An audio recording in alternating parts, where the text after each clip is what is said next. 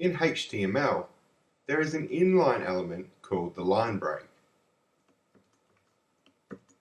It's kind of like the horizontal rule in the way that it doesn't have a closing tag. As the name suggests, the line break is used to create a new line.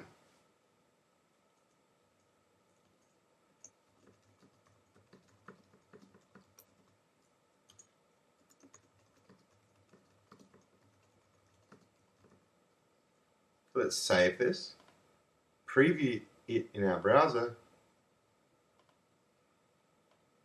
and there you go. That's exactly what a line break does. It creates a new line. So we have 2 lines of text.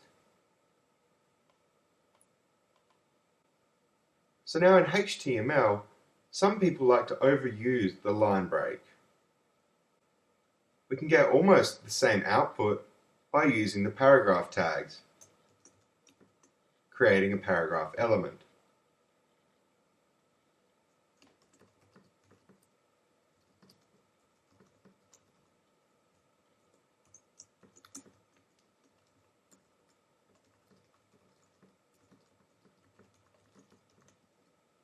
So let's save this and take a look in the browser.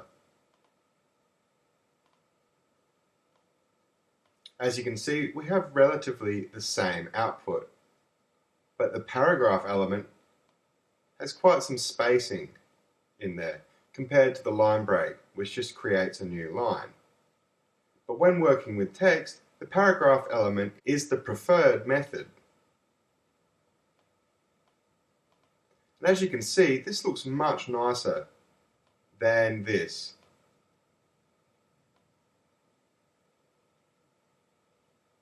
So another thing I want to talk about is actual spacing that gets rendered in the browser.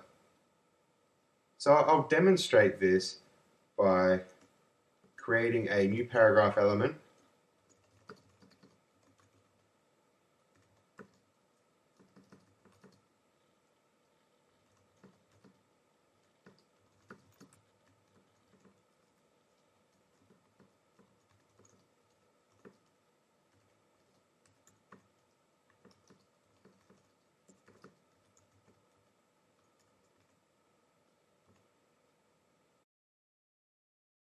As you can see, in here I've added a few extra spaces.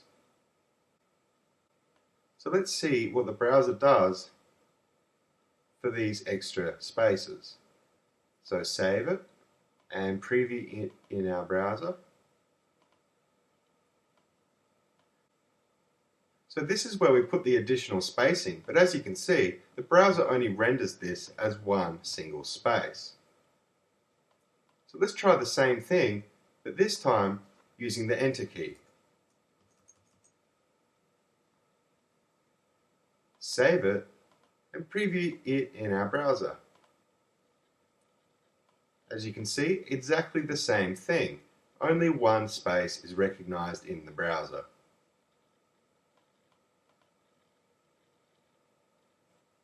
However, we can use the HTML entity for non-breaking space.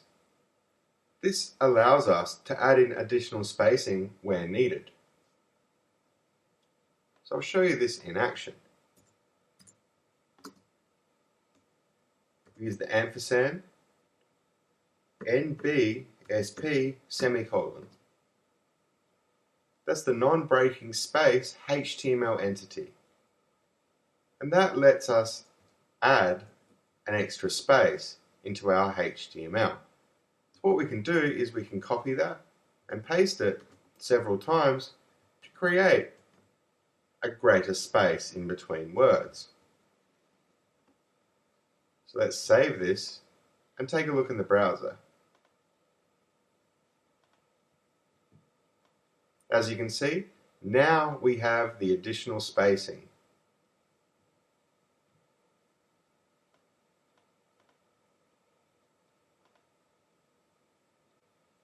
I hope you've learned a little bit about the inline break element and spacing in HTML.